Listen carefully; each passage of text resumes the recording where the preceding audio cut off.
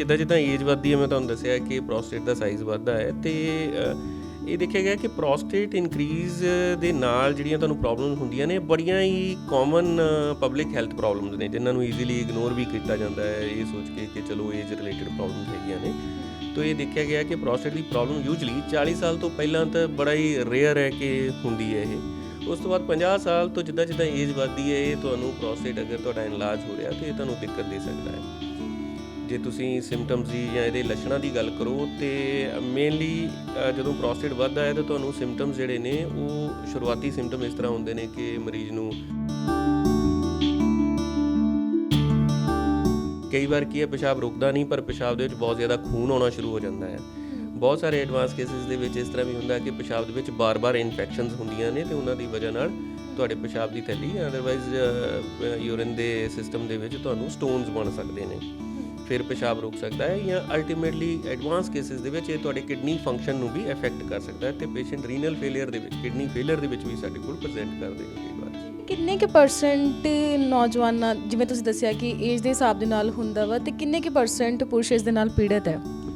ਦੇਖੋ ਇਹ ਇੱਕ ਜਨਰਲ ਪਬਲਿਕ ਹੈਲਥ ਪ੍ਰੋਬਲਮ ਹੈ। ਇਹ ਕੋਈ ਮੈਂ ਇੱਦਾਂ ਨਹੀਂ ਕਹਾਂਗਾ ਕਿ ਇਹ ਕੋਈ ਸਪੈਸੀਫਿਕ ਜਾਂ ਕਰਸ ਹੈ ਜਾਂ ਬਿਮਾਰੀ ਹੈ, ਤਾਂ ਇਹ ਜਨਰਲ ਪਬਲਿਕ ਦੇ ਵਿੱਚ ਇਟ ਇਜ਼ ਐਸਟੀਮੇਟਡ ਕਿ around 50 to 60% of the general population suffers from after the age of 50 years they suffer from the prostate related issues। ਜੇਕਰ ਇਲਾਜ ਕਰਵਾਉਣਾ ਸ਼ੁਰੂ ਕੀਤਾ ਜਾਵੇ ਕਿੰਨੇ ਟਾਈਮ ਤੱਕ ਪੇਸ਼ੈਂਟ ਠੀਕ ਹੋ ਜਾਂਦਾ ਹੈ? ਯੂਜਲੀ ਅਸੀਂ ਆਪਣੇ ਜ਼ਿਆਦਾਤਰ ਪੇਸ਼ੈਂਟਸ ਨੂੰ ਨੈਕਸਟ ਡੇ ਡਿਸਚਾਰਜ ਕਰ ਦਿੰਦੇ ਹਾਂ ਅਤੇ ਯੂਜਲੀ ਪੇਸ਼ੈਂਟ 4-5-6 ਦਿਨ ਮੈਕਸਿਮਮ ਮੈਂ ਕਹਾਂਗਾ ਹਫਤੇ ਦੀ ਰੈਸਟ ਤੋਂ ਬਾਅਦ ਆਪਣਾ ਜਿਹੜਾ ਕੰਮ ਜੁਆਇਨ ਕਰ ਸਕਦਾ ਹੈ। ਜਦੋਂ ਤੁਹਾਡੇ ਕੋਲ ਪੇਸ਼ੈਂਟ ਆਉਂਦੇ ਨੇ ਚੈੱਕਅਪ ਦੇ ਲਈ, ਤੁਸੀਂ ਦੱਸਦੇ ਹੋ ਕਿ ਉਹਨਾਂ ਨੂੰ ਇਹ ਪ੍ਰੋਬਲਮ ਹੈ ਤੇ ਉਹਨਾਂ ਦਾ ਰਿਐਕਸ਼ਨ ਕੀ ਹੁੰਦਾ, ਉਹਨਾਂ ਨੂੰ ਪਤਾ ਹੁੰਦਾ ਇਸ ਬਿਮਾਰੀ ਬਾਰੇ, ਕਿੰਨੀ ਕੀ ਅਵੇਅਰਨੈਸ ਆ ਲੋਕਾਂ ਦੇ ਵਿੱਚ? ਅਸੀਂ ਬਹੁਤ ਵਾਰ ਆਪਣੀਆਂ ਜਿਹੜੀਆਂ ਮੀਟਿੰਗਸ ਹੁੰਦੀਆਂ ਨੇ, ਅਪਡੇਟਸ ਹੁੰਦੀਆਂ ਨੇ, ਉਹਨਾਂ ਦੇ ਵਿੱਚ ਵੀ ਡਿਸਕਸ ਕਰਦੇ ਹਾਂ ਕਿ ਪੇਸ਼ੈਂਟ ਨੂੰ ਅਸੀਂ ਜਿੰਨਾ ਹੋ ਸਕੇ ਅਸੀਂ ਉਹ ਇਨਫੋਰਮੇਸ਼ਨ ਦਿੰਦੇ ਹਾਂ ਉਹਦੀ ਬਾਡੀ ਦੇ ਬਾਰੇ, ਉਹਦੀ ਅਨੈਟਮੀ ਦੇ ਬਾਰੇ, ਉਹਨੂੰ ਪ੍ਰੋਬਲਮ ਐਗਜ਼ੈਕਟਲੀ ਕਿੱਥੇ ਹੈ, ਤਾਂ ਕਿ ਮਰੀਜ਼ ਆਪਣੀ ਦਿੱਕਤ ਨੂੰ ਸਮਝ ਸਕੇ ਅਤੇ ਉਹਦੇ ਨਾਲ ਹੋ ਰਹੇ ਜਿਹੜੇ ਲੱਛਣ ਉਹਨੂੰ ਸਿੰਪਟਮ ਹੋ ਰਹੇ ਨੇ ਉਹਨੂੰ ਉਹਦੇ ਨਾਲ ਕੋਰਿਲੇਟ ਕਰ ਸਕੇ।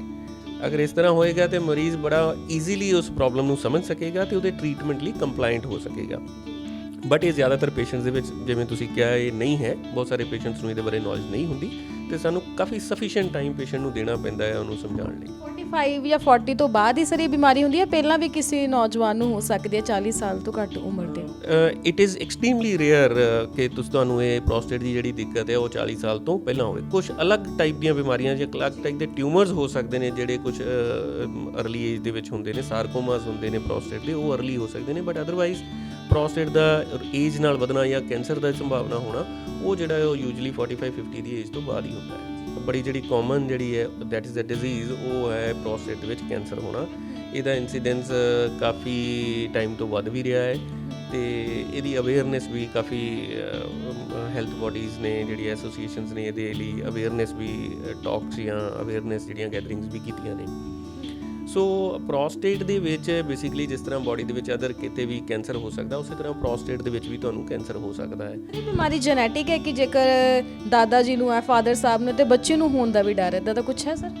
ਬਿਲਕੁਲ ਸਿਮਰਨ ਜੀ, ਇਹਦੇ ਵਿੱਚ ਜੈਨੇਟਿਕ ਬੇਸਿਸ ਜਿਹੜਾ ਹੈ ਉਹ ਬੇਸਿਕਲੀ ਫੈਮਿਲੀਅਲ ਅਸੀਂ ਬੋਲਦੇ ਹਾਂ ਉਹ ਬੇਸਿਸ ਜਿਹੜਾ ਹੈ ਇਹਦੇ ਵਿੱਚ ਬਿਲਕੁਲ ਕਾਫੀ ਚਾਂਸਸ ਬਹੁਤ ਨੇ ਕਿ ਅਗਰ ਤੁਹਾਡੇ ਫਾਦਰ ਨੂੰ ਇਹ ਪ੍ਰੋਬਲਮ ਹੋਈ ਹੈ ਅਤੇ ਤੁਹਾਨੂੰ ਜਿਹੜਾ ਚੈੱਕਅਪ ਹੈ ਉਹਨਾਂ ਦੇ ਬੱਚਿਆਂ ਨੂੰ ਉਹਨਾਂ ਨੂੰ ਅਰਲੀ ਏਜ ਤੋਂ ਕਰਾਉਣਾ ਚਾਹੀਦਾ। At least 5 years before the normal age of screening ਤੁਹਾਨੂੰ ਆਪਣੇ ਆਪ ਨੂੰ ਸਕਰੀਨ ਕਰਾਉਣਾ ਚਾਹੀਦਾ ਹੈ ਪ੍ਰੋਸਟੇਟ ਕੈਂਸਰ ਲਈ। ਤੁਹਾਡੇ ਐਲਡਰ ਬ੍ਰਦਰ ਨੂੰ ਅਗਰ ਇਹ ਪ੍ਰੋਬਲਮ ਹੋਈ ਹੈ ਤਾਂ ਤੁਹਾਨੂੰ ਹੋਰ ਵੀ ਅਰਲੀ ਜਿਹੜਾ ਹੈ ਆਪਣੇ ਆਪ ਨੂੰ ਸਕਰੀਨ ਕਰਾਉਣਾ ਚਾਹੀਦਾ ਪ੍ਰੋਸਟੇਟ ਕੈਂਸਰ ਲਈ। ਚਾਂਸਸ ਤੁਹਾਨੂੰ ਨਾਰਮਲ ਪਬਲਿਕ ਨਾਲੋਂ ਜ਼ਿਆਦਾ ਨੇ ਕੈਂਸਰ ਹੋਣ ਦੇ। ਹੁਣ ਬਹੁਤ ਸਾਰੇ ਦਰਸ਼ਕ ਜਾਣਨ ਦੀ ਕੋਸ਼ਿਸ਼ ਦੇ ਵਿੱਚ ਵੀ ਹੋਣਗੇ ਕਿ ਟ੍ਰੀਟਮੈਂਟ ਕਿਵੇਂ ਹੁੰਦਾ ਹੈ, ਦਵਾਈਆਂ ਨਾਲ ਇਹ ਬਿਮਾਰੀ ਠੀਕ ਹੋ ਜਾਂਦੀ ਹੈ ਜਾਂ ਕਿਸੇ ਪ੍ਰਕਾਰ ਦੀ ਕੋਈ ਸਰਜਰੀ ਹੁੰਦੀ ਹੈ?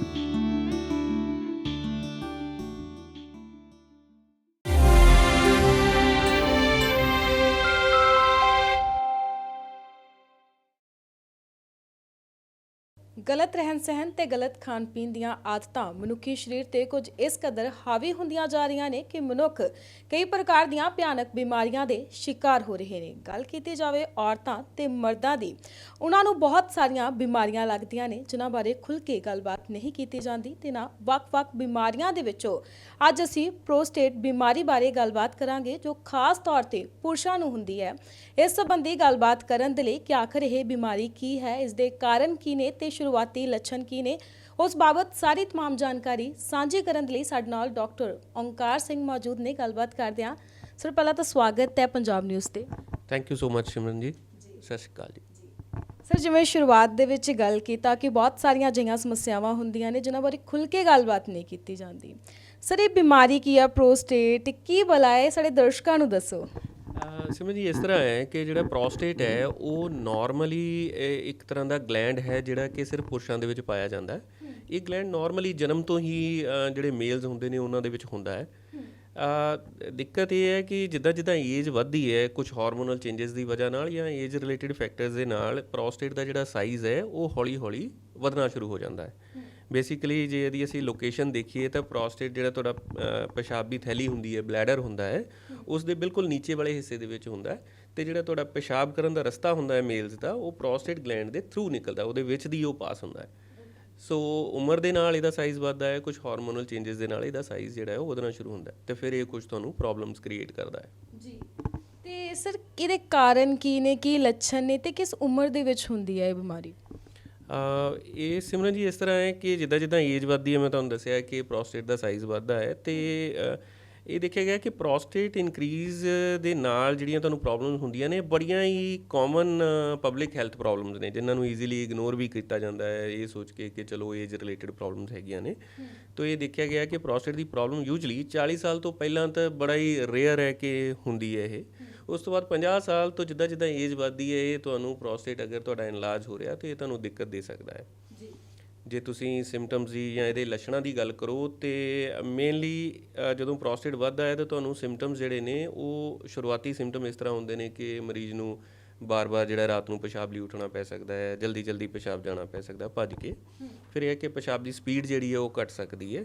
ਕਈ ਵਾਰੀ ਐਡਵਾਂਸ ਕੇਸਿਸ ਦੇ ਵਿੱਚ ਪਿਸ਼ਾਬ ਦੇ ਵਿੱਚ ਬਲੱਡ ਵੀ ਆਉਣਾ ਹੋ ਸਕਦਾ ਹੈ, ਪਿਸ਼ਾਬ ਦਾ ਰੁਕ ਰੁਕ ਕੇ ਆਉਣਾ ਹੋ ਸਕਦਾ ਹੈ ਅਤੇ ਕਈ ਵਾਰ ਪਿਸ਼ਾਬ ਕੰਪਲੀਟਲੀ ਰੁਕ ਵੀ ਜਾਂਦਾ ਹੈ ਇਹਦੇ ਨਾਲ। ਸੋ ਇਹ ਦਿੱਕਤ ਆਉਂਦੀ ਹੈ। ਹੁੰਦੀ ਪ੍ਰੋਬਲਮ ਇਸ ਤਰ੍ਹਾਂ ਹੈ ਕਿ ਜਦੋਂ ਤੁਹਾਨੂੰ ਰਾਤ ਨੂੰ ਥੋੜ੍ਹੀ ਬਾਰ-ਬਾਰ ਜਲਦੀ ਪਿਸ਼ਾਬ ਲਈ ਉੱਠਣਾ ਪੈਂਦਾ ਹੈ ਅਤੇ ਬਹੁਤ ਸਾਰੇ ਅਦਰਵਾਈਜ਼ ਨਾਰਮਲ ਹੈਲਦੀ ਜਿਹੜੇ ਮੇਲਸ ਨੇ ਉਹ ਇਹ ਸੋਚਦੇ ਨੇ ਕਿ ਸ਼ਾਇਦ ਇਹ ਏਜ ਰਿਲੇਟਡ ਪ੍ਰੋਬਲਮ ਹੈ, ਉਮਰ ਦੇ ਨਾਲ ਇੱਦਾਂ ਹੁੰਦਾ ਹੀ ਹੈ ਅਤੇ ਇਹਨੂੰ ਇਗਨੋਰ ਕਰ ਦਿੱਤਾ ਜਾਂਦਾ ਹੈ। ਅਤੇ ਜਦੋਂ ਸਰ ਇਗਨੋਰ ਕੀਤਾ ਜਾਂਦਾ ਹੈ ਇਸ ਬਿਮਾਰੀ ਨੂੰ ਤਾਂ ਫਿਰ ਇਹ ਕਿਹੋ ਜਿਹਾ ਰੂਪ ਧਾਰਨ ਕਰ ਸਕਦੀ ਹੈ? ਬਿਲਕੁਲ, ਜਦੋਂ ਸਿੰਪਟਮਸ ਨੂੰ ਲੌਂਗ ਟਰਮ ਕੋਈ ਮਰੀਜ਼ ਜਿਹੜੇ ਇਗਨੋਰ ਕਰਦੇ ਨੇ ਅਤੇ ਜਿੱਦਾਂ ਮੈਂ ਤੁਹਾਨੂੰ ਦੱਸਿਆ ਕਿ ਇਨੀਸ਼ੀਅਲੀ ਤਾਂ ਚਲੋ ਬਾਰ-ਬਾਰ ਯੂਰਿਨ ਜਾਣਾ ਪੈ ਰਿਹਾ ਜਾਂ ਤੁਹਾਨੂੰ ਸਲੋ ਯੂਰਿਨ ਹੋ ਰਿਹਾ ਹੈ, ਅਲਟੀਮੇਟਲੀ ਕੀ ਹੈ ਕਿ ਤੁਹਾਨੂੰ ਯੂਰਿਨ ਕੰਪਲੀਟਲੀ ਰੁਕ ਸਕਦਾ ਹੈ ਅਤੇ ਮਰੀਜ਼ ਨੂੰ ਐਮਰਜੈਂਸੀ ਦੇ ਵਿੱਚ ਹਸਪੀਟਲ ਦੇ ਵਿੱਚ ਆਉਣਾ ਪੈ ਸਕਦਾ ਹੈ। ਕਈ ਵਾਰ ਕੀ ਹੈ ਪਿਸ਼ਾਬ ਰੁਕਦਾ ਨਹੀਂ ਪਰ ਪਿਸ਼ਾਬ ਦੇ ਵਿੱਚ ਬਹੁਤ ਜ਼ਿਆਦਾ ਖੂਨ ਆਉਣਾ ਸ਼ੁਰੂ ਹੋ ਜਾਂਦਾ ਹੈ। ਬਹੁਤ ਸਾਰੇ ਐਡਵਾਂਸ ਕੇਸਿਸ ਦੇ ਵਿੱਚ ਇਸ ਤਰ੍ਹਾਂ ਵੀ ਹੁੰਦਾ ਕਿ ਪਿਸ਼ਾਬ ਦੇ ਵਿੱਚ ਬਾਰ-ਬਾਰ ਇਨਫੈਕਸ਼ਨਸ ਹੁੰਦੀਆਂ ਨੇ ਅਤੇ ਉਹਨਾਂ ਦੀ ਵਜ੍ਹਾ ਨਾਲ ਤੁਹਾਡੇ ਪਿਸ਼ਾਬ ਦੀ ਥੈਲੀ ਜਾਂ ਅਦਰਵਾਈਜ਼ ਯੂਰਿਨ ਦੇ ਸਿਸਟਮ ਦੇ ਵਿੱਚ ਤੁਹਾਨੂੰ ਸਟੋਨਸ ਬਣ ਸਕਦੇ ਨੇ, ਫਿਰ ਪਿਸ਼ਾਬ ਰੁਕ ਸਕਦਾ ਹੈ ਜਾਂ ਅਲਟੀਮੇਟਲੀ ਐਡਵਾਂਸ ਕੇਸਿਸ ਦੇ ਵਿੱਚ ਇਹ ਤੁਹਾਡੇ ਕਿਡਨੀ ਫੰਕਸ਼ਨ ਨੂੰ ਵੀ ਅਫੈਕਟ ਕਰ ਸਕਦਾ ਹੈ ਅਤੇ ਪੇਸ਼ੈਂਟ ਰੀਨਲ ਫੇਲੀਅਰ ਦੇ ਵਿੱਚ, ਕਿਡਨੀ ਫੇਲੀਅਰ ਦੇ ਵਿੱਚ ਵੀ ਸਾਡੇ ਕੋਲ ਪ੍ਰੈਜ਼ੈਂਟ ਕਰਦੇ ਨੇ ਕਈ ਵਾਰ। ਜੀ, ਸਰ ਇਸ ਬਿਮਾਰੀ ਬਾਰੇ ਪਤਾ ਕਿਵੇਂ ਲੱਗਦਾ? ਕੋਈ ਟੈਸਟ ਵਗੈਰਾ ਕਰਵਾਉਣੇ ਪੈਂਦੇ ਆ? ਰਾਈਟ, ਸਿਮਰਨ ਜੀ, ਜਦੋਂ ਇਹ ਲੱਛਣਾਂ ਦੇ ਨਾਲ ਮਰੀਜ਼ ਸਾਡੇ ਕੋਲ ਆਉਂਦੇ ਨੇ ਅਤੇ ਜਿਹੜੇ ਤੁਹਾਡੇ ਐਕਸਪਰਟ ਹੁੰਦੇ ਨੇ, ਯੂਰੋਲੋਜਿਸਟ ਹੁੰਦੇ ਨੇ, ਬੇਸਿਕਲੀ ਪ੍ਰੋਸਟੇਟ ਇੱਕ ਇਹੋ ਜਿਹਾ ਫੀਲਡ ਹੈ ਜਾਂ ਇਹੋ ਜਿਹੀ ਹੈਲਥ ਪ੍ਰੋਬਲਮ ਹੈ ਜਿਹਨੂੰ ਆਈਡੀਅਲੀ ਇੱਕ ਯੂਰੋਲੋਜਿਸਟ ਨੂੰ ਟਰੀਟ ਕਰਨਾ ਚਾਹੀਦਾ ਹੈ। ਅਤੇ ਜਦੋਂ ਤੁਸੀਂ ਯੂਰੋਲੋਜਿਸਟ ਕੋਲ ਆਪਣੇ ਜਾਂਦੇ ਹੋ ਅਤੇ ਯੂਰੋਲੋਜਿਸਟ ਤੁਹਾਨੂੰ ਐਗਜ਼ਾਮਿਨ ਕਰਦੇ ਨੇ ਪਹਿਲਾਂ ਅਤੇ ਫਿਰ ਤੁਹਾਡੇ ਕੁਝ ਟੈਸਟ ਕਰਦੇ ਨੇ। ਐਗਜ਼ਾਮੀਨੇਸ਼ਨ ਦੇ ਵਿੱਚ ਇਸ ਤਰ੍ਹਾਂ ਹੈ ਕਿ ਉਹ ਤੁਹਾਨੂੰ ਬਾਡੀ ਚੈੱਕਅਪ ਕਰਦੇ ਨੇ, ਤੁਹਾਡੇ ਪ੍ਰੋਸਟੇਟ ਦਾ ਡਿਜੀਟਲ ਐਗਜ਼ਾਮੀਨੇਸ਼ਨ ਕਰਦੇ ਨੇ। ਉਸ ਤੋਂ ਬਾਅਦ ਜਿਹੜੇ ਕਾਮਨਲੀ ਐਡਵਾਈਜ਼ ਟੈਸਟ ਹੁੰਦੇ ਨੇ ਉਹਦੇ ਵਿੱਚ ਕੁਝ ਬਲੱਡ ਟੈਸਟ ਆਉਂਦੇ ਨੇ, ਤੁਹਾਡਾ ਕਿਡਨੀ ਦਾ ਫੰਕਸ਼ਨ ਦੇਖਿਆ ਜਾਂਦਾ ਹੈ, ਯੂਰਿਨ ਦੇ ਟੈਸਟ ਆਉਂਦੇ ਨੇ। ਇੱਕ ਇੰਪੋਰਟੈਂਟ ਟੈਸਟ ਇਹਦੇ ਵਿੱਚ ਹੁੰਦਾ ਹੈ ਕਿ ਤੁਹਾਡਾ ਫਲੋ, ਪਿਸ਼ਾਬ ਦੀ ਜਿਹੜੀ ਸਪੀਡ ਹੈ ਉਹਨੂੰ, ਉਹਦੇ ਪੈਟਰਨ ਨੂੰ ਚੈੱਕ ਕੀਤਾ ਜਾਂਦਾ। ਉਹਦੇ ਲਈ ਸਪੈਸ਼ਲ ਮਸ਼ੀਨਸ ਹੁੰਦੀਆਂ ਨੇ ਜਿਹਦੇ ਉੱਪਰ ਪੇਸ਼ੈਂਟ ਜਿਹੜਾ ਹੈ ਯੂਰਿਨ ਪਾਸ ਕਰਦਾ ਹੈ ਐਂਡ ਦੈਟ ਟੈਲਸ ਅਸ ਦੀ ਕਿ ਤੁਹਾਡਾ ਯੂਰਿਨ ਦਾ ਫਲੋ ਕਿਸ ਤਰ੍ਹਾਂ ਹੈ, ਪੈਟਰਨ ਕਿਸ ਤਰ੍ਹਾਂ ਹੈ, ਜਿਹਦੇ ਤੋਂ ਕਿ ਤੁਹਾਡੀ ਸਿਵਰਿਟੀ ਦਾ ਵੀ ਕੁਝ ਪਤਾ ਕੀਤਾ ਜਾ ਸਕਦਾ ਹੈ। ਫਿਰ ਹੈ ਕਿ ਯੂਰੋਲੋਜਿਸਟ ਤੁਹਾਡਾ ਕੁਝ ਮਰੀਜ਼ ਦਾ ਇੱਕ ਇੰਟਰਵਿਊ ਸੌਰਟ ਆਫ ਕਰਦੇ ਨੇ ਜਿਹਦੇ 'ਚ ਇਹ ਜਾਣਨ ਦੀ ਕੋਸ਼ਿਸ਼ ਕੀਤੀ ਜਾਂਦੀ ਹੈ ਕਿ ਮਰੀਜ਼ ਨੂੰ ਕਿੰਨੀ ਕੁ ਸਿਵਰਿਟੀ ਹੈ। ਉਹਨਾਂ ਨੂੰ ਇੱਕ ਸਕੋਰਿੰਗ ਸਿਸਟਮ ਦੇ ਅਕੋਰਡਿੰਗ ਸਕੋਰ ਕੀਤਾ ਜਾਂਦਾ ਹੈ ਉਹਨਾਂ ਦੀ ਸਿਵਰਿਟੀ ਨੂੰ ਜਾਂਚਣ ਲਈ। ਜੀ, ਤੇ ਸਰ ਕਿੰਨੇ ਕੁ ਪਰਸੈਂਟ ਨੌਜਵਾਨਾਂ, ਜਿਵੇਂ ਤੁਸੀਂ ਦੱਸਿਆ ਕਿ ਏਜ ਦੇ ਹਿਸਾਬ ਦੇ ਨਾਲ ਹੁੰਦਾ ਵਾ, ਤੇ ਕਿੰਨੇ ਕੁ ਪਰਸੈਂਟ ਪੁਰਸ਼ ਇਸ ਦੇ ਨਾਲ ਪੀੜਤ ਹੈ? ਦੇਖੋ, ਇਹ ਇੱਕ ਜਨਰਲ ਪਬਲਿਕ ਹੈਲਥ ਪ੍ਰੋਬਲਮ ਹੈ। ਇਹ ਕੋਈ, ਮੈਂ ਇੱਧਰ ਨਹੀਂ ਕਹਾਂਗਾ ਕਿ ਇਹ ਕੋਈ ਸਪੈਸੀਫਿਕ ਜਾਂ ਕਰਸ ਹੈ ਜਾਂ ਬਿਮਾਰੀ ਹੈ, ਤਾਂ ਇਹ ਜਨਰਲ ਪਬਲਿਕ ਦੇ ਵਿੱਚ ਹੀ ਇਟ ਇਜ਼ ਐਸਟੀਮੇਟਡ ਕਿ around 50 to 60% of the general population suffers from after the age of 50 year, they suffer from the prostate related issues. So 50 to 60% general public ਦੇ ਵਿੱਚ is a very big number, ਬਹੁਤ ਜ਼ਿਆਦਾ common ਨੇ health problem ਹੈ। 50 ਤੋਂ 60% ਲੋਕ ਇਸ ਦੇ ਨਾਲ ਪੀੜਤ ਹੋ ਰਹੇ ਨੇ। ਤੁਹਾਡੇ ਕੋਲ ਇਲਾਜ ਲਈ ਸਰ ਕਿੰਨੇ ਕੁ ਪਹੁੰਚਦੇ ਨੇ? ਪ੍ਰੋਬਲਮ ਇੱਥੇ ਆਉਂਦੀ ਹੈ ਸਿਮਰਨ ਜੀ, ਜਿੱਦਾਂ ਮੈਂ ਦੱਸਿਆ ਕਿ ਇਨੀਸ਼ੀਅਲੀ ਜਾਂ ਬਹੁਤ ਵਾਰ ਇਹ ਪਬਲਿਕ ਦੇ ਵਿੱਚ ਇਹ ਹੁੰਦਾ ਹੈ ਕਿ ਹਾਂਜੀ ਸਾਡੇ ਬਾਬਾ ਜੀ ਨੂੰ ਵੀ ਇਹ ਪ੍ਰੋਬਲਮ ਸੀਗੀ, ਜਿੱਦਾਂ ਜਿੱਦਾਂ ਉਮਰ ਉਹਨਾਂ ਦੀ ਵਧੀ ਤੇ ਉਹ ਰਾਤ ਨੂੰ ਉਹ ਰਾਤ ਨੂੰ ਬਾਰ-ਬਾਰ ਪਿਸ਼ਾਬ ਉੱਠਦੇ ਸੀਗੇ, ਤੇ ਇਹ ਉਮਰ ਦੇ ਨਾਲ ਹੁੰਦਾ ਹੀ ਹੈ। ਸੋ ਦੇ ਡੋਂਟ ਕਮ ਅਰਲੀ ਟੂ ਦੇ for the treatment. So issue ਹੈ। ਤੇ ਉਹਨਾਂ ਦੇ ਵਿੱਚੋਂ ਜੇ ਮੈਂ ਕਹਾਂ ਕਿ ਅਗਰ ਜਨਰਲ ਪਬਲਿਕ ਦੇ ਵਿੱਚ 50 ਤੋਂ 60% ਇਹਦਾ ਜਿਹੜਾ ਪ੍ਰੈਵਲੈਂਸ ਹੈ, ਤੇ ਸਾਡੇ ਕੋਲ only half of the patient ਜਿਹੜੇ ਉਹਦੇ ਵਿੱਚੋਂ ਪ੍ਰੈਜ਼ੈਂਟ ਹੁੰਦੇ ਨੇ ਆਪਣੇ ਯੂਰੋਲੋਜਿਸਟ ਦੇ ਕੋਲ ਜਾਂ ਟ੍ਰੀਟਮੈਂਟ ਲੈਣ ਲਈ ਫਿਜ਼ੀਸ਼ੀਅਨਸ ਦੇ ਕੋਲ ਜਾਂਦੇ ਨੇ। ਸੋ ਸਾਰੇ ਪੇਸ਼ੈਂਟ ਜਿਹੜੇ ਆ ਉਹਨਾਂ ਨੂੰ ਟ੍ਰੀਟਮੈਂਟ ਲਈ ਅਪਰੋਚ ਨਹੀਂ ਕਰਦੇ ਹੈਗੇ ਪੇਸ਼ੈਂਟ, ਤੇ ਆਪਣੇ ਇਹਨਾਂ ਲੱਛਣਾਂ ਨੂੰ ਜਿਹੜਾ ਇਗਨੋਰ ਕਰਦੇ ਜਾਂਦੇ ਨੇ ਅਲਟੀਮੇਟਲੀ। ਜੀ ਸਰ, ਗੱਲ ਕੀਤੀ ਜਾਵੇ ਤਾਂ ਟ੍ਰੀਟਮੈਂਟ ਦੀ, ਹੁਣ ਬਹੁਤ ਸਾਰੇ ਦਰਸ਼ਕ ਜਾਣਨ ਦੀ ਕੋਸ਼ਿਸ਼ ਦੇ ਵਿੱਚ ਵੀ ਹੋਣਗੇ ਕਿ ਟ੍ਰੀਟਮੈਂਟ ਕਿਵੇਂ ਹੁੰਦਾ ਹੈ, ਦਵਾਈਆਂ ਨਾਲ ਇਹ ਬਿਮਾਰੀ ਠੀਕ ਹੋ ਜਾਂਦੀ ਹੈ ਜਾਂ ਕਿਸੇ ਪ੍ਰਕਾਰ ਦੀ ਕੋਈ ਸਰਜਰੀ ਹੁੰਦੀ ਹੈ? ਸਿਮਰਨ ਜੀ, ਇਸ ਤਰ੍ਹਾਂ ਹੈ ਕਿ ਪ੍ਰੋਸਟੇਟ ਜਿਹੜਾ ਹੈ ਬੇਸਿਕਲੀ ਉਹਦਾ ਟ੍ਰੀਟਮੈਂਟ ਜਿਹੜਾ ਹੈ ਉਹ ਬੜਾ ਵਾਈਡ ਐਰੇ ਹੈ ਉਹਦਾ ਟ੍ਰੀਟਮੈਂਟ ਦਾ। ਉਹਦੇ ਵਿੱਚ ਇਸ ਤਰ੍ਹਾਂ ਹੈ ਕਿ ਜਦੋਂ ਤੁਸੀਂ ਅਸੈਸਮੈਂਟ ਕਰਦੇ ਹੋ ਕਿ ਇਸ ਪੇਸ਼ੈਂਟ ਨੂੰ ਟ੍ਰੀਟਮੈਂਟ ਦੀ ਜ਼ਰੂਰਤ ਹੈ ਉਹਦੇ ਸਿੰਪਟਮਸ ਦੀ ਵਜ੍ਹਾ ਨਾਲ, ਤੇ ਉਸ ਦੇ ਵਿੱਚ ਉਹਦਾ ਟ੍ਰੀਟਮੈਂਟ ਇਨੀਸ਼ੀਅਲ ਜੋ ਹੈ ਉਹ ਡਿਪੈਂਡ ਕਰਦਾ ਹੈ ਕਿ ਪੇਸ਼ੈਂਟ ਬੋਦਰਡ ਕਿੰਨਾ ਕੁ ਹੈ, ਉਹਦੇ ਸਿੰਪਟਮਸ ਦੀ ਸਿਵੈਰਿਟੀ ਕਿੰਨੀ ਕੁ ਹੈ। ਅਗਰ ਪੇਸ਼ੈਂਟ ਨੂੰ ਬਹੁਤ ਜ਼ਿਆਦਾ ਸਿਵੈਰਿਟੀ ਹੈ, ਤੇ ਫਿਰ ਤੁਹਾਡੇ ਯੂਰੋਲੋਜਿਸਟ ਪ੍ਰੋਸਟੇਟ ਦੇ ਸਾਈਜ਼ ਦੇ ਅਕੋਰਡਿੰਗ ਇਹ ਵੀ ਤੁਹਾਨੂੰ ਇਨੀਸ਼ੀਅਲ ਪਹਿਲੇ ਮੈਡੀਕੇਸ਼ਨਸ ਜਿਹੜੀਆਂ ਨੇ ਉਹ ਦਿੰਦੇ ਨੇ। ਉਹ ਮੈਡੀਕੇਸ਼ਨ ਅਲੱਗ-ਅਲੱਗ ਤਰ੍ਹਾਂ ਦੀਆਂ ਨੇ, ਅਲੱਗ-ਅਲੱਗ ਕੰਬੀਨੇਸ਼ਨਸ ਅਵੇਲੇਬਲ ਨੇ ਉਹਨਾਂ ਮੈਡੀਕੇਸ਼ਨਸ ਦੇ, ਤੇ ਉਹ ਮੈਡੀਕੇਸ਼ਨ ਦੇ ਨਾਲ ਤੁਹਾਨੂੰ ਟਾਈਮ ਟੂ ਟਾਈਮ ਫੋਲੋ ਕੀਤਾ ਜਾਂਦਾ ਹੈ ਕਿ ਤੁਹਾਡੇ ਸਿੰਪਟਮਸ ਕਿੰਨੇ ਕੁ ਐਲੀਵੀਏਟ ਹੋ ਰਹੇ ਨੇ, ਤੁਹਾਨੂੰ ਕਿੰਨਾ ਕੁ ਆਰਾਮ ਮਿਲ ਰਿਹਾ ਹੈ ਮਰੀਜ਼ ਨੂੰ। ਅਗਰ ਕੋਈ ਪੇਸ਼ੈਂਟ ਜੋ ਹੈ ਉਹ ਮੈਡੀਕੇਸ਼ਨਸ ਨਾਲ ਹੈਪੀ ਹੈ, ਉਹਦੇ ਸਿੰਪਟਮਸ ਠੀਕ ਹੋ ਜਾਂਦੇ ਨੇ, ਉਹਦੀ ਬੋਦਰੇਸ਼ਨ ਖਤਮ ਹੋ ਜਾਂਦੀ ਹੈ, ਤੇ ਵੀ tend to continue with the medical management. But ਅਗਰ ਕਿਸੇ ਪੇਸ਼ੈਂਟ ਨੂੰ ਜਾਂ ਪੇਸ਼ੈਂਟ ਖੁਦ ਹੀ ਨਹੀਂ ਚਾਹੁੰਦਾ ਕਿ ਉਹ ਮੈਡੀਕਲ ਮੈਨੇਜਮੈਂਟ ਕੰਟੀਨਿਊ ਕਰੇ, ਜਾਂ ਪੇਸ਼ੈਂਟ ਸਰਜੀਕਲ ਇੰਟਰਵੈਂਸ਼ਨ ਚਾਹੁੰਦਾ ਹੈ, ਮਤਲਬ ਆਪਣੇ ਯੂਰੋਲੋਜਿਸਟ ਨਾਲ ਡਿਸਕਸ਼ਨ ਕਰਨ ਤੋਂ ਬਾਅਦ, ਉਹਦੇ ਦੇ ਫਾਇਦੇ ਤੇ ਨੁਕਸਾਨ ਸਮਝਣ ਤੋਂ ਬਾਅਦ, ਤਾਂ ਫਿਰ ਪ੍ਰੋਸਟੇਟ ਦੀ ਸਰਜਰੀ ਕੀਤੀ ਜਾਂਦੀ ਹੈ। ਜਿਹੜੀ ਪ੍ਰੋਸਟੇਟ ਦੀ ਸਰਜਰੀ ਬਾਰੇ ਮੈਂ ਜ਼ਰੂਰ ਦੱਸਣਾ ਚਾਹਾਂਗਾ ਜਨਰਲ ਪਬਲਿਕ ਨੂੰ, ਸਾਡੇ ਦਰਸ਼ਕਾਂ ਨੂੰ, ਤੁਹਾਡੇ ਦਰਸ਼ਕਾਂ ਨੂੰ, ਕਿ ਇਹ ਇੱਕ ਤਰ੍ਹਾਂ ਦਾ ਬੜਾ ਡਰ ਜਿਹਾ ਹੁੰਦਾ ਹੈ ਮਨ ਦੇ ਵਿੱਚ ਕਿ ਮੇਰੀ ਸਰਜਰੀ ਹੋ ਜਾਣੀ ਹੈ, ਜਾਂ ਇੱਕ ਆਪਰੇਸ਼ਨ ਹੈ, ਜਾਂ ਮੈਂ ਪ੍ਰੋਸਟੇਟ ਦੀ ਸਰਜਰੀ ਕਰਾ ਲਾਂਗਾ ਤੇ ਪਤਾ ਨਹੀਂ ਕੀ ਹੋ ਜਾਏਗਾ। It is not like that. See ਅੱਜ ਕੱਲ੍ਹ ਜਿਹੜੀ ਪ੍ਰੋਸਟੇਟ ਦੀ ਸਰਜਰੀ ਉਹ ਬਹੁਤ ਹੀ ਪੇਸ਼ੈਂਟ ਦੇ ਲਈ ਕਾਫੀ ਸੇਫ ਐਂਡ ਈਜ਼ੀਲੀ ਅਵੇਲੇਬਲ ਵੀ ਹੋ ਗਈ ਹੈ। ਤੇ ਸੇਫ ਇਸ ਤਰ੍ਹਾਂ ਹੈ ਕਿ ਇਹਦੇ ਵਿੱਚ ਜਿਹੜੀਆਂ 99% ਅੱਜ ਕੱਲ੍ਹ ਸਰਜਰੀਜ਼ ਪ੍ਰੋਸਟੇਟ 'ਚ ਕੀਤੀਆਂ ਜਾਂਦੀਆਂ ਨੇ, ਉਹਦੇ ਵਿੱਚ ਕੋਈ ਤੁਹਾਨੂੰ ਸਕਿਨ ਦੇ ਉੱਪਰ ਚੀਰਾ ਜਾਂ ਕੋਈ ਟਾਂਕਾ ਵਗੈਰਾ ਨਹੀਂ ਲੱਗਦਾ, ਤੁਹਾਨੂੰ ਕੋਈ ਡਰੈਸਿੰਗ ਵਗੈਰਾ ਨਹੀਂ ਲੱਗਦੀ। ਇਟ ਇਜ਼ ਡਨ ਜਿਹੜਾ ਤੁਹਾਡਾ ਨਾਰਮਲ ਪਿਸ਼ਾਬ ਦਾ ਰਸਤਾ ਹੈ ਇੱਕ ਮੇਲ ਦਾ, ਉਹਦੇ ਥਰੂ ਹੀ ਐਂਡੋਸਕੋਪ ਦੇ ਜ਼ਰੀਏ ਇਹਨੂੰ ਕੀਤਾ ਜਾਂਦਾ ਹੈ, ਤੇ ਅੰਦਰੋਂ ਹੀ ਪਿਸ਼ਾਬ ਦੇ ਰਸਤੇ ਦੇ ਅੰਦਰੋਂ ਹੀ ਜਾ ਕੇ ਪ੍ਰੋਸਟੇਟ ਨੂੰ ਜਿਹੜਾ ਕੱਟ ਕੇ ਪੀਸ ਬਾਏ ਪੀਸ ਬਾਹਰ ਕੱਢਿਆ ਜਾਂਦਾ ਹੈ। ਤੇ ਇਹਦੇ ਲਈ ਡਿਫਰੈਂਟ ਟੈਕਨੀਕਸ ਨੇ ਅਵੇਲੇਬਲ, ਇੰਸਟਰੂਮੈਂਟੇਸ਼ਨ ਨੇ, ਨਵੇਂ ਟੈਕਨੀਕਸ ਐਂਡ ਇੰਸਟਰੂਮੈਂਟੇਸ਼ਨਸ ਆ ਗਈਆਂ ਨੇ। ਤੇ ਇਹਦੇ ਵਿੱਚ ਮਰੀਜ਼ ਦਾ usually hospital stays hardly 1 day or at the max you can say ਕਿ 2 ਦਿਨ ਤੋਂ ਜ਼ਿਆਦਾ ਪੇਸ਼ੈਂਟ ਜਿਹੜਾ ਉਹਨੂੰ ਹਸਪੀਟਲਾਈਜ਼ ਕਰਨ ਦੀ ਜ਼ਰੂਰਤ ਨਹੀਂ ਪੈਂਦੀ। ਤੇ ਉਹ ਇਸ ਤੋਂ ਬਾਅਦ ਬਿਕੋਜ਼ ਨੈਚੁਰਲ ਓਰੀਫਿਸ ਦੇ ਥਰੂ ਇਹ ਆਪਰੇਸ਼ਨ ਹੋਣਾ ਹੁੰਦਾ ਹੈ, ਤੇ ਪੇਸ਼ੈਂਟ ਬੜਾ ਜਲਦੀ ਹੀ ਆਪਣੀਆਂ ਰੂਟੀਨ ਐਕਟੀਵਿਟੀਜ਼ ਜਿਹੜੀਆਂ ਨੇ ਉਹ ਰੀਜੁਆਇਨ ਕਰ ਸਕਦਾ ਹੈ ਆਪਣੀ ਜੋਬ। ਕਿੰਨੇ ਟਾਈਮ ਤੱਕ ਜੇਕਰ ਇਲਾਜ ਕਰਵਾਉਣਾ ਸ਼ੁਰੂ ਕੀਤਾ ਜਾਵੇ ਜਾਂ ਫਿਰ ਸਰਜਰੀ ਹੋਵੇ, ਕਿੰਨੇ ਟਾਈਮ ਤੱਕ ਪੇਸ਼ੈਂਟ ਠੀਕ ਹੋ ਜਾਂਦਾ ਇਸ ਬਿਮਾਰੀ? ਯੂਜਲੀ ਅਸੀਂ ਆਪਣੇ ਜ਼ਿਆਦਾਤਰ ਪੇਸ਼ੈਂਟਸ ਨੂੰ ਨੈਕਸਟ ਡੇ ਡਿਸਚਾਰਜ ਕਰ ਦਿੰਦੇ ਹਾਂ ਹਸਪੀਟਲ ਤੋਂ ਸਰਜਰੀ ਤੋਂ ਬਾਅਦ। ਤੇ ਯੂਜਲੀ ਪੇਸ਼ੈਂਟ 4-5-6 ਦਿਨ ਮੈਕਸਿਮਮ ਮੈਂ ਕਹਾਂਗਾ ਹਫਤੇ ਦੀ ਰੈਸਟ ਤੋਂ ਬਾਅਦ ਆਪਣਾ ਜਿਹੜਾ ਕੰਮ ਜੁਆਇਨ ਕਰ ਸਕਦਾ ਹੈ। ਪਹਿਲੇ ਵੀਕ ਦੇ ਵਿੱਚ ਅਸੀਂ ਪੇਸ਼ੈਂਟ ਨੂੰ ਇਹ ਦੱਸਦੇ ਹਾਂ ਕਿ ਤੁਸੀਂ ਹੈਵੀ ਵਰਕ ਨਾ ਕਰੋ, ਵੇਟ ਵਗੈਰਾ ਨਾ ਚੁੱਕੋ, ਰਨਿੰਗ ਨਾ ਕਰੋ, ਜਾਂ ਜੋਗਿੰਗ ਵਗੈਰਾ ਨਾ ਕਰੋ, ਐਕਸਰਸਾਈਜ਼ ਨਾ ਕਰੋ, 2 ਵੀਲਰ ਵਗੈਰਾ ਡਰਾਈਵ ਨਾ ਕਰੋ। ਤੇ ਉਸ ਤੋਂ ਬਾਅਦ ਯੂਜਲੀ ਮਰੀਜ਼ ਜਿਹੜੇ ਨੇ ਉਹ ਆਪਣੀਆਂ most of the routine activities ਜਿਹੜੀਆਂ ਨੇ ਉਹ ਜੁਆਇਨ ਕਰ ਸਕਦੇ ਨੇ।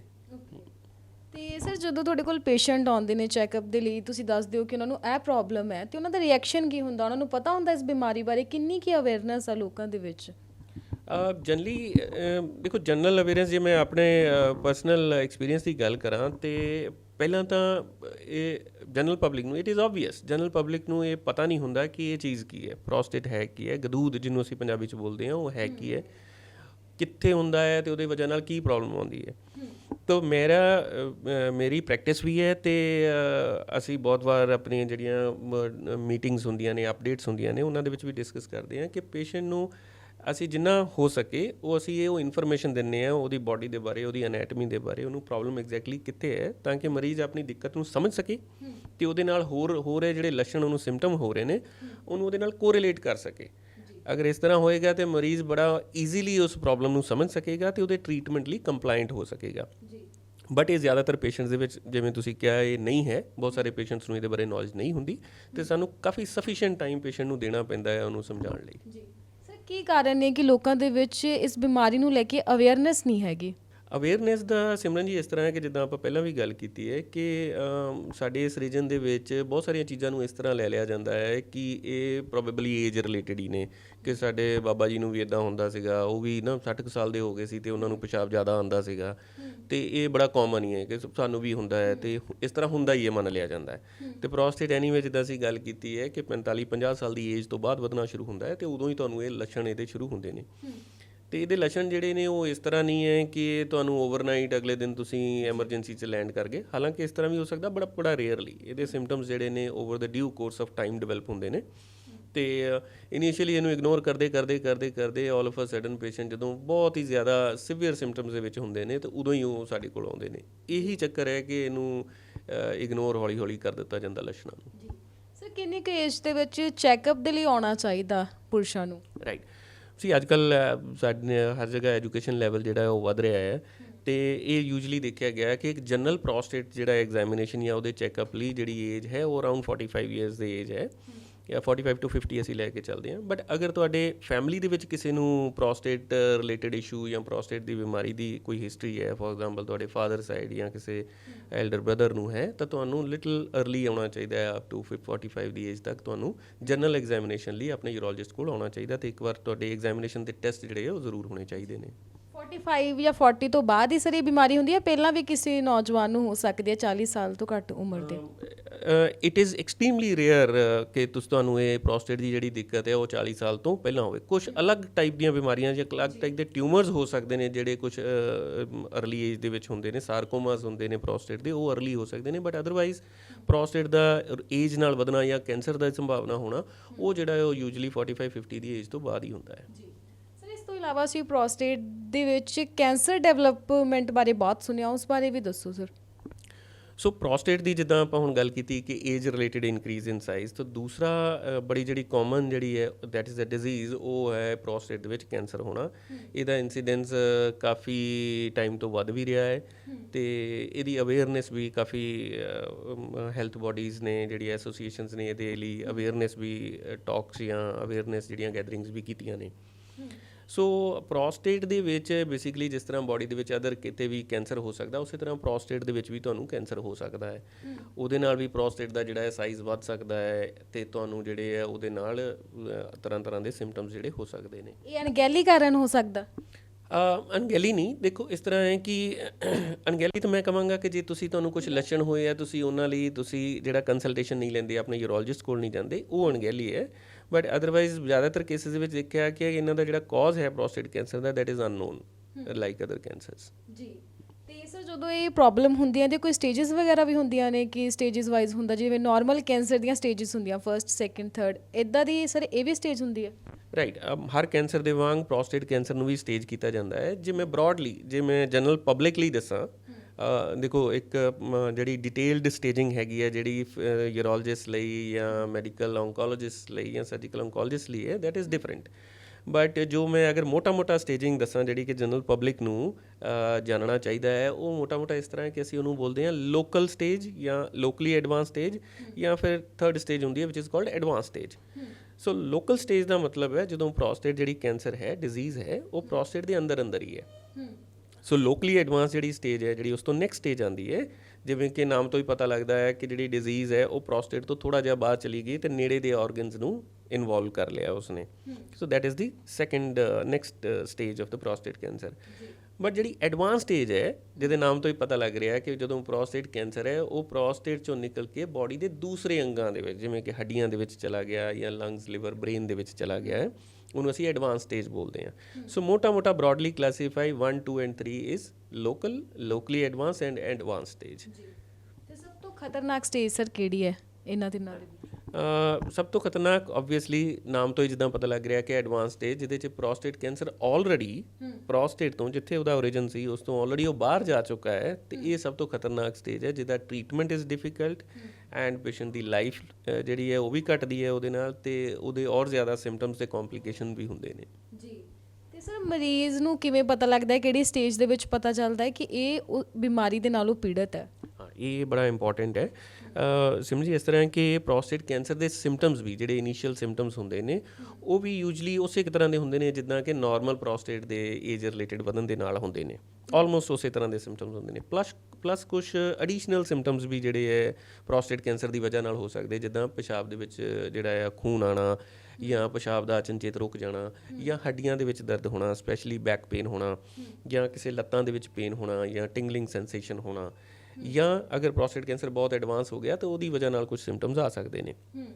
ਪਰ ਪ੍ਰੋਬਲਮ ਇਸ ਤਰ੍ਹਾਂ ਹੈ ਕਿ ਜਿੱਦਾਂ ਅਸੀਂ ਪਹਿਲਾਂ ਅਵੇਅਰਨੈਸ ਤੇ ਇਗਨੋਰੈਂਸ ਦੀ ਗੱਲ ਕਰ ਰਹੇ ਸੀਗੇ, ਸਾਡੇ ਕੋਲ ਜ਼ਿਆਦਾਤਰ ਪੇਸ਼ੈਂਟ ਜਿਹੜੇ ਸਾਡੇ ਇੰਡੀਆ ਦੇ ਵਿੱਚ ਜਾਂ ਸਾਡੇ ਨਾਰਥ ਇੰਡੀਆ ਰੀਜਨ ਦੇ ਵਿੱਚ ਆਉਂਦੇ ਨੇ ਉਹ ਯੂਜਲੀ ਅਨਫੋਰਚੂਨੇਟਲੀ ਜਾਂ ਲੋਕਲੀ ਐਡਵਾਂਸ ਜਾਂ ਐਡਵਾਂਸ ਸਟੇਜਸ ਦੇ ਵਿੱਚ ਆਉਂਦੇ ਨੇ, ਜਦੋਂ ਕਿ ਉਹਨਾਂ ਲਈ ਅਸੀਂ ਕਿਊਰੇਟਿਵ ਇੰਟੈਂਸ਼ਨਸ ਜਿਹੜੀਆਂ ਸਾਡੇ ਕੋਲ ਟਰੀਟ ਕਰਨ ਦੀਆਂ ਉਹਦੀਆਂ ਆਪਸ਼ਨਸ ਬਹੁਤ ਘੱਟ ਰਹਿ ਜਾਂਦੀਆਂ ਨੇ। ਇਸ ਬਿਮਾਰੀ ਦਾ ਤੁਸੀਂ ਕਿਵੇਂ ਇਲਾਜ ਕਰਦੇ ਹੋ? ਜਿਵੇਂ ਤੁਸੀਂ ਪ੍ਰੋਸਟੇਟ ਦਾ ਦੱਸਿਆ ਸੀਗਾ ਕਿ ਸਰਜਰੀ ਵੀ ਹੁੰਦੀ ਹੈ, ਦਵਾਈਆਂ ਨਾਲ ਵੀ ਹੋ ਜਾਂਦਾ ਹੈ, ਇਸ ਸਟੇਜ ਦਾ ਕਿਵੇਂ ਕਰਦੇ ਹੋ ਇਹ ਵਾਲੀ ਬਿਮਾਰੀ ਦਾ? ਸੋ ਪ੍ਰੋਸਟੇਟ ਕੈਂਸਰ ਦਾ ਜਿਹੜਾ ਟ੍ਰੀਟਮੈਂਟ ਹੈ, for that matter for any cancer ਜਿਹੜਾ ਹੈ ਉਹਦਾ ਟ੍ਰੀਟਮੈਂਟ ਜਿਹੜਾ ਹੈ it is guided by the staging, ਜੋ ਸਟੇਜ ਕੀਤਾ ਜਾਂਦਾ, ਸਟੇਜ ਦੇ ਅਕੋਰਡਿੰਗ ਹੀ ਉਹਦਾ ਟ੍ਰੀਟਮੈਂਟ ਕੀਤਾ ਜਾਂਦਾ ਹੈ। ਸੋ ਟ੍ਰੀਟਮੈਂਟ ਲਈ ਡਿਫਰੈਂਟ ਮੋਡੈਲਿਟੀਜ਼ ਨੇ, ਡਿਫਰੈਂਟ ਆਪਸ਼ਨਸ ਅਵੇਲੇਬਲ ਹੁੰਦੀਆਂ ਨੇ। ਜੇ ਅਸੀਂ ਗੱਲ ਜਿੱਦਾਂ ਕੀਤੀ ਹੈ ਕਿ ਲੋਕਲ ਪ੍ਰੋਸਟੇਟ ਕੈਂਸਰ, ਲੋਕਲਾਈਜ਼ਡ ਜਾਂ ਲੋਕਲ ਅਸੀਂ ਬੋਲਦੇ ਹਾਂ, ਜਿਹੜਾ ਕਿ ਪ੍ਰੋਸਟੇਟ ਦੇ ਅੰਦਰ ਹੀ ਹੈ ਡਿਜ਼ੀਜ਼, ਤਾਂ ਉਹਦੇ ਲਈ ਜਿਹੜਾ ਮੋਸਟ ਕਾਮਨਲੀ ਜਾਂ ਜਿਹੜੀ ਨੰਬਰ 1 ਜੋ ਟ੍ਰੀਟਮੈਂਟ ਆਪਸ਼ਨ ਸੁਜੈਸਟ ਕੀਤੀ ਜਾਂਦੀ ਹੈ ਉਹ ਹੁੰਦਾ ਸਰਜਰੀ। ਉਹਦੇ 'ਚ ਕੀ ਹੁੰਦਾ, ਪ੍ਰੋਸਟੇਟ ਨੂੰ ਕੰਪਲੀਟਲੀ ਰਿਮੂਵ ਕਰ ਦਿੱਤਾ ਜਾਂਦਾ ਹੈ। And this surgery is also now become very safe and easily available for the patients. ਜਾਂ ਉਹਦੇ ਵਿੱਚ ਇੱਕ ਆਪਸ਼ਨ ਹੁੰਦੀ ਹੈ ਕਿ ਅਸੀਂ ਰੇਡੀਓਥੈਰੇਪੀ ਦੇ ਦਿੰਦੇ ਹਾਂ, ਜਿਹਦੇ ਕਿ ਕਿਉਰ ਰੇਟ ਆਲਮੋਸਟ ਸੇਮ ਹੀ ਨੇ। ਦੋਵਾਂ ਦੇ ਅਲੱਗ-ਅਲੱਗ ਫਾਇਦੇ ਨੁਕਸਾਨ ਨੇ, ਅਲੱਗ-ਅਲੱਗ ਕੰਪਲਿਕੇਸ਼ਨਸ ਹੋ ਸਕਦੀਆਂ ਨੇ ਸਰਜਰੀ ਵਰਸਸ ਰੇਡੀਓਥੈਰੇਪੀ ਦੀਆਂ। ਇਸੇ ਤਰ੍ਹਾਂ ਜੇ ਅਸੀਂ ਲੋਕਲੀ ਐਡਵਾਂਸ ਤੇ ਐਡਵਾਂਸ ਡਿਜ਼ੀਜ਼ ਦੀ ਗੱਲ ਕਰੀਏ ਤਾਂ ਉਹਦੇ ਵਿੱਚ ਵੀ ਸਾਡੇ ਕੋਲ ਕੁਝ ਇੰਜੈਕਸ਼ਨ ਥੈਰੇਪੀਜ਼ ਨੇ, ਜਿਹਦੇ ਲਈ ਕੁਝ ਇੰਜੈਕਸ਼ਨਸ ਪੇਸ਼ੈਂਟ ਨੂੰ ਦਿੱਤੇ ਜਾਂਦੇ ਨੇ ਮੰਥਲੀ ਬੇਸਿਸ ਤੇ ਜਾਂ 3 ਮੰਥਲੀ ਬੇਸਿਸ ਤੇ, ਪਲੱਸ ਨਾਲ ਕੁਝ ਐਡੀਸ਼ਨਲ ਜਿਹੜੀਆਂ ਟੈਬਲੇਟ ਫਾਰਮ ਦੇ ਵਿੱਚ ਵੀ ਮੈਡੀਕੇਸ਼ਨਸ ਦਿੱਤੀਆਂ ਜਾਂਦੀਆਂ ਨੇ। ਫਿਰ ਅਗਰ ਤੁਹਾਨੂੰ ਕੁਛ ਜਿੱਦਾਂ ਮੈਂ ਦੱਸਿਆ ਕਿ ਐਡਵਾਂਸ ਸਟੇਜ ਦੇ ਵਿੱਚ ਅਗਰ ਬਿਮਾਰੀ ਜਿਹੜੀ ਹੈ ਦੂਸਰੇ ਅੰਗਾਂ ਤੱਕ ਪਹੁੰਚ ਗਈ ਹੈ ਤਾਂ ਉਹਦੀ ਵਜ੍ਹਾ ਨਾਲ ਕੁਝ ਕੰਪਲਿਕੇਸ਼ਨਸ ਹੋ ਸਕਦੀਆਂ ਨੇ। ਫਿਰ ਕੰਪਲਿਕੇਸ਼ਨਸ ਨੂੰ ਟਰੀਟ ਕਰਨ ਲਈ ਵੀ ਡਿਫਰੈਂਟ ਮੋਡੈਲਿਟੀਜ਼ ਨੇ। ਫੋਰ ਐਗਜ਼ਾਮਪਲ ਰੇਡੀਓਥੈਰੇਪੀ ਦਿੱਤੀ ਜਾ ਸਕਦੀ ਹੈ ਲੋਕਲ, ਜਾਂ ਕਈ ਵਾਰ ਕੀਮੋਥੈਰੇਪੀ ਦੀ ਜ਼ਰੂਰਤ ਵੀ ਪੈ ਸਕਦੀ ਹੈ ਜੀ। ਤੇ ਸਰ ਕਿੰਨੇ ਕੁ % ਪੁਰਸ਼ਾਂ ਦੇ ਵਿੱਚ ਪ੍ਰੋਸਟੇਟ ਕੈਂਸਰ ਦੀ ਸਮੱਸਿਆ ਪਾਈ ਜਾਂਦੀ ਹੈ? ਪ੍ਰੋਸਟੇਟ ਕੈਂਸਰ ਵੀ ਜਿਸ ਤਰ੍ਹਾਂ ਅਸੀਂ ਕਹੀਏ ਕਿ ਨਾਰਮਲ ਪ੍ਰੋਸਟੇਟ ਦੇ ਵਧਣ ਵਰਗੀ ਚੀਜ਼ ਹੈ, ਤੇ ਇਹਦਾ ਇਨਸੀਡੈਂਸ ਵੀ ਕਾਫੀ ਪਿਛਲੇ ਕੁਝ ਸਮੇਂ ਤੋਂ ਵਧਿਆ ਵੀ ਹੈ ਤੇ ਵੱਧ ਵੀ ਰਿਹਾ ਹੈ। ਈਜ਼ੀਲੀ ਇਗਨੋਰ ਕੀਤਾ ਜਾਂਦਾ ਹੈ। ਸਾਡੇ ਕੋਲ ਜੇ ਮੈਂ OPD ਦੇ ਵਿੱਚ ਗੱਲ ਕਰਾਂ ਤਾਂ ਮੇਰੇ ਕੋਲ ਆਲਮੋਸਟ ਐਵਰੀ OPD ਦੇ ਵਿੱਚ ਘੱਟੋ ਘੱਟ ਮੈਂ ਕਹਾਂਗਾ 5 to 6 ਪੇਸ਼ੈਂਟ ਮੈਂ ਹਰ ਰੋਜ਼ ਦੀ OPD ਦੇ ਵਿੱਚ ਪ੍ਰੋਸਟੇਟ ਕੈਂਸਰ ਨਾਲ ਦੇਖਦਾ ਹਾਂ, ਜਿਨ੍ਹਾਂ 'ਚੋਂ ਮੈਜੋਰਿਟੀ ਆਫ ਦੈਮ ਜਿਹੜੇ ਨੇ ਉਹ ਲੋਕਲੀ ਐਡਵਾਂਸ ਜਾਂ ਐਡਵਾਂਸ ਸਟੇਜ ਦੇ ਵਿੱਚ ਆਉਂਦੇ ਨੇ ਪੇਸ਼ੈਂਟ। ਜੀ ਸਰ, ਇੱਦਾਂ ਵੀ ਹੁੰਦਾ ਕਿ ਜਦੋਂ ਅਸੀਂ ਨਾਰਮਲ ਪ੍ਰੋਸਟੇਟ ਦਾ ਇਲਾਜ ਨਹੀਂ ਕਰਦੇ ਤਾਂ ਉਹ ਪ੍ਰੋਸਟੇਟ ਕੈਂਸਰ ਬਣ ਜਾਂਦਾ? ਜਿਸ ਤਰ੍ਹਾਂ ਪ੍ਰੋਸਟੇਟ ਏਜ ਦੇ ਨਾਲ ਵੱਧਦਾ ਹੈ, ਇਹ ਦੇਖਿਆ ਗਿਆ ਹੈ ਕਿ ਉਮਰ ਦੇ ਵਧਣ ਨਾਲ ਪ੍ਰੋਸਟੇਟ ਗਲੈਂਡ ਦਾ ਜਿਹੜਾ ਸਾਈਜ਼ ਹੈ ਉਹਦੇ ਵਿੱਚ ਕੈਂਸਰ ਹੋਣ ਦੀ ਸੰਭਾਵਨਾ ਵੀ ਵੱਧਦੀ ਜਾਂਦੀ ਹੈ। ਹਰ 10 ਸਾਲ ਜਦੋਂ ਏਜ ਵੱਧਦੀ ਹੈ 50 to 60 ਦੈਨ 60 to 70, ਤਾਂ ਪ੍ਰੋਸਟੇਟ ਦੇ ਵਿੱਚ ਹੋਣ ਪਾਏ ਜਾਣ ਵਾਲੇ ਕੈਂਸਰ ਦੀ ਸੰਭਾਵਨਾ ਵੀ ਵੱਧਦੀ ਹੀ ਜਾਂਦੀ ਹੈ। ਸੋ ਜਿਹੜਾ ਤੁਹਾਡਾ ਸੇਮ ਕੁਐਸਚਨ ਸੀ ਉਹਦਾ ਮੈਂ ਆਨਸਰ ਕਰ ਰਿਹਾ ਕਿ ਇਹ ਨਹੀਂ ਹੈ ਕਿ ਮਤਲਬ ਕੁਝ ਖਰਾਬ ਹੋਣ ਦੇ ਨਾਲ ਪ੍ਰੋਸਟੇਟ ਕੈਂਸਰ ਵੱਧ ਜਾਏਗਾ, ਬਟ ਅਗਰ ਤੁਸੀਂ ਚੈੱਕਅਪ ਅਰਲੀ ਕਰ ਲੋਗੇ, ਜਿਹੜੀ ਨਿਰਧਾਰਿਤ ਏਜ ਹੈ, ਜਾਂ ਤੁਹਾਨੂੰ ਕੋਈ ਲੱਛਣ ਆਏ ਤੁਸੀਂ ਚੈੱਕਅਪ ਲਈ ਜਾਓਗੇ, ਤਾਂ ਚਾਂਸਸ ਜ਼ਿਆਦਾ ਨੇ ਕਿ ਤੁਹਾਡੀ ਇਹ ਜਿਹੜੀ ਬਿਮਾਰੀ ਹੈ ਉਹਨੂੰ ਅਰਲੀ ਸਟੇਜ ਤੇ ਪਿਕਅਪ ਕੀਤਾ ਜਾਏਗਾ, ਤੇ ਉਹਦੇ ਲਈ ਫਿਰ ਕਿਊਰੇਟਿਵ ਇੰਟੈਂਸ਼ਨ ਆਫ ਟ੍ਰੀਟਮੈਂਟ ਜਿਹੜੀ ਉਹ ਪੋਸੀਬਲ ਹੋ ਸਕਦੀ ਹੈ ਜੀ। ਸਰ, ਇਹ ਬਿਮਾਰੀ ਜੈਨੇਟਿਕ ਹੈ ਕਿ ਜੇਕਰ ਦਾਦਾ ਜੀ ਨੂੰ ਹੈ, ਫਾਦਰ ਸਾਹਿਬ ਨੂੰ, ਤੇ ਬੱਚੇ ਨੂੰ ਹੋਣ ਦਾ ਵੀ ਡਰ ਹੈ, ਤਾਂ ਕੁਛ ਹੈ ਸਰ? ਬਿਲਕੁਲ ਸਿਮਰਨ ਜੀ, ਇਹਦੇ ਵਿੱਚ ਜੈਨੇਟਿਕ ਬੇਸਿਸ ਜਿਹੜਾ ਹੈ ਉਹ ਬੇਸਿਕਲੀ ਫੈਮਿਲੀਅਲ ਅਸੀਂ ਬੋਲਦੇ ਹਾਂ, ਉਹ ਬੇਸਿਸ ਜਿਹੜਾ ਹੈ ਇਹਦੇ ਵਿੱਚ ਬਿਲਕੁਲ ਕਾਫੀ ਚਾਂਸਸ ਬਹੁਤ ਨੇ ਕਿ ਅਗਰ ਤੁਹਾਡੇ ਫਾਦਰ ਨੂੰ ਇਹ ਪ੍ਰੋਬਲਮ ਹੋਈ ਹੈ ਤੇ ਤੁਹਾਨੂੰ ਜਿਹੜਾ ਚੈੱਕਅਪ ਹੈ ਉਹਨਾਂ ਦੇ ਬੱਚਿਆਂ ਨੂੰ ਉਹਨਾਂ ਨੂੰ अर्ਲੀ ਏਜ ਤੋਂ ਕਰਾਉਣਾ ਚਾਹੀਦਾ, at least 5 year before the normal age of screening. ਤੁਹਾਨੂੰ ਆਪਣੇ ਆਪ ਨੂੰ ਸਕਰੀਨ ਕਰਾਉਣਾ ਚਾਹੀਦਾ ਹੈ ਪ੍ਰੋਸਟੇਟ ਕੈਂਸਰ ਲਈ। ਤੁਹਾਡੇ ਯੰਗਰ ਐਲਡਰ ਬ੍ਰਦਰ ਨੂੰ ਅਗਰ ਇਹ ਪ੍ਰੋਬਲਮ ਹੋਈ ਹੈ ਤੇ ਤੁਹਾਨੂੰ ਹੋਰ ਵੀ अर्ਲੀ ਜਿਹੜਾ ਹੈ ਆਪਣੇ ਆਪ ਨੂੰ ਸਕਰੀਨ ਕਰਾਉਣਾ ਚਾਹੀਦਾ ਪ੍ਰੋਸਟੇਟ ਕੈਂਸਰ ਲਈ। ਚਾਂਸਸ ਤੁਹਾਨੂੰ ਨਾਰਮਲ ਪਬਲਿਕ ਨਾਲੋਂ ਜ਼ਿਆਦਾ ਨੇ ਕੈਂਸਰ ਹੋਣ ਦੇ। ਜੀ ਸਰ, ਮੈਨੂੰ ਲੱਗਦਾ ਕਿ ਤੁਸੀਂ ਬਹੁਤ ਤਮਾਮ ਜਾਣਕਾਰੀ ਦਰਸ਼ਕਾਂ ਦੇ ਨਾਲ ਸਾਂਝੀ ਕਰ ਚੁੱਕੇ ਹੋ। ਸਰ, ਥੋੜ੍ਹੀ ਜਿਹੀ ਇੱਕ ਛੋਟਾ ਜਿਹਾ ਮੈਸੇਜ ਤੁਸੀਂ ਕੀ ਦੇਣਾ ਚਾਹੁੰਦੇ ਹੋ ਸਾਡੇ ਦਰਸ਼ਕਾਂ ਨੂੰ? ਸਿਮਰਨ ਜੀ, ਮੈਸੇਜ ਮੇਰਾ ਇਹ ਹੈ ਕਿ ਜਿੱਦਾਂ ਆਪਾਂ ਕਾਫੀ ਡਿਟੇਲ 'ਚ ਅੱਗੇ ਵੀ ਗੱਲ ਕੀਤੀ ਹੈ ਕਿ ਜਿਹੜੀਆਂ ਯੂਰੋਲੋਜੀਕਲ ਪ੍ਰੋਬਲਮ ਨੇ, ਸਪੈਸ਼ਲੀ ਜਿਹੜੀਆਂ ਪਿਸ਼ਾਬ 'ਚ ਹੋਣ ਵਾਲੀਆਂ ਦਿੱਕਤਾਂ ਨੇ, ਜਿੱਦਾਂ ਪਿਸ਼ਾਬ ਦਾ ਬਾਰ-ਬਾਰ ਆਉਣਾ, ਪਿਸ਼ਾਬ ਰੁਕ ਕੇ ਆਉਣਾ, ਪਿਸ਼ਾਬ ਦੀ ਸਪੀਡ ਸਲੋ ਹੋ ਜਾਣਾ, ਬੈਠੇ ਬੈਠੇ ਇੱਕਦਮ ਪਿਸ਼ਾਬ ਲਈ ਭੱਜ ਕੇ ਜਾਣਾ, ਜਾਂ ਕਦੀ ਪਿਸ਼ਾਬ ਲੀਕ ਹੋ ਜਾਣਾ, ਪਿਸ਼ਾਬ ਦੇ ਵਿੱਚ ਕਦੀ 1-2 ਡ੍ਰੌਪ ਜਾਂ ਫਰੈਂਕ ਬਲੱਡ ਆ ਜਾਣਾ, ਇਹਨਾਂ ਪ੍ਰੋਬਲਮ ਨੂੰ ਇਨੀਸ਼ੀਅਲ ਜਦੋਂ ਸਿੰਪਟਮਸ ਹੁੰਦੇ ਨੇ ਤੇ ਮੈਂ ਦੇਖਿਆ ਕਿ ਜਨਰਲ ਪਬਲਿਕ ਇਹਨਾਂ ਨੂੰ ਇਹ ਲੈ ਕੇ ਚੱਲਦੇ ਨੇ ਕਿ ਚਲੋ ਏਜ ਰਿਲੇਟਡ ਸੀਗਾ, ਅੱਜ ਜਾਣੇ ਕੱਲ੍ਹ ਜਾਣੇ। ਇਹਨਾਂ ਨੂੰ ਪਲੀਜ਼ ਬਿਲਕੁਲ ਇਗਨੋਰ ਨਾ ਕਰੋ। ਤੁਸੀਂ ਇਮੀਡੀਏਟਲੀ ਆਪਣੇ ਜੋ ਵੀ ਤੁਹਾਡੇ ਅਵੇਲੇਬਲ ਨੇੜੇ ਤੇੜੇ ਯੂਰੋਲੋਜਿਸਟ ਨੇ, ਤੁਸੀਂ ਉਹਨਾਂ ਨੂੰ ਕੰਸਲਟ ਕਰੋ ਤਾਂ ਕਿ ਤੁਹਾਡਾ ਇੱਕ ਡਿਟੇਲਡ ਐਗਜ਼ਾਮੀਨੇਸ਼ਨ ਹੋ ਸਕੇ, ਤੁਹਾਡਾ ਇੰਟਰਵਿਊ ਹੋ ਸਕੇ, ਤੁਹਾਡੇ ਤੋਂ ਕੁਐਸਚਨ ਪੁੱਛੇ ਜਾ ਸਕਣ ਤੇ ਤੁਹਾਡੇ ਲੋੜੀਂਦੇ ਟੈਸਟ ਕਰਾਏ ਜਾ ਸਕਣ। ਇੱਕ ਵਾਰ ਜੋ ਤੁਸੀਂ ਬੇਸਲਾਈਨ ਟੈਸਟ ਕਰਾ ਜਾਂਦੇ ਹੋ ਤੇ ਤੁਹਾਡੇ ਉਹਦਾ ਫਾਇਦਾ ਕੀ ਹੁੰਦਾ ਹੈ? ਅਗਰ ਕੋਈ ਪ੍ਰੋਬਲਮ ਹੈ ਜਿਹਨੂੰ ਟ੍ਰੀਟਮੈਂਟ ਦੀ ਲੋੜ ਹੈ ਇੱਕ ਤਾਂ ਉਹ ਪਤਾ ਚੱਲ ਜਾਂਦਾ ਹੈ, ਅਗਰ ਨਹੀਂ ਵੀ ਲੋੜ ਹੈ ਤੇ ਪੇਸ਼ੈਂਟ ਦੀ ਜਿਹੜੀ ਤੁਹਾਡੀ ਐਂਗਜ਼ਾਇਟੀ ਹੈ, ਤੁਹਾਨੂੰ ਡਰ ਜਿਹੜਾ ਮਨ 'ਚ ਬੈਠਾ ਹੋਇਆ ਉਹ ਦੂਰ ਹੋ ਜਾਏਗਾ, ਕਿਉਂਕਿ ਇੱਕ ਐਕਸਪਰਟ ਤੁਹਾਨੂੰ ਜਿਹੜਾ ਹੈ ਉਹ ਬੈਟਰ ਓਪੀਨੀਅਨ ਦੇਗਾ। ਸੋ ਪਲੀਜ਼ ਇਹਨਾਂ ਸਿੰਪਟਮਸ ਨੂੰ ਇਗਨੋਰ ਨਾ ਕਰੋ ਤੇ ਆਪਣੇ ਯੂਰੋਲੋਜਿਸਟ ਦੀ ਸਲਾਹ ਜ਼ਰੂਰ ਲਓ। ਜੀ, ਬਹੁਤ ਬਹੁਤ ਧੰਨਵਾਦ ਸਰ ਇਸ ਤਮਾਮ ਜਾਣਕਾਰੀ ਨੂੰ ਸਾਂਝਾ ਕਰਨ ਦੀ। ਸੋ ਸਾਡੇ ਨਾਲ ਮਾਹਰ ਡਾਕਟਰ ਓਂਕਾਰ ਸਿੰਘ ਮੌਜੂਦ ਸਨ, ਜਿਨ੍ਹਾਂ ਨੇ ਬਹੁਤ ਹੀ ਚੰਗੀ ਜਾਣਕਾਰੀ ਪ੍ਰੋਸਟੇਟ ਕੈਂਸਰ ਬਾਰੇ ਦਿੱਤੀ। ਉਮੀਦ ਕਰਦੇ ਹਾਂ ਕਿ ਤੁਹਾਨੂੰ ਇਹ ਸਾਡਾ ਪ੍ਰੋਗਰਾਮ ਜ਼ਰੂਰ ਪਸੰਦ ਆਇਆ ਹੋਵੇਗਾ। ਸੋ ਜੁੜੇ ਰਹੋ ਪੰਜਾਬ ਨਿਊਜ਼ ਦੇ ਨਾਲ।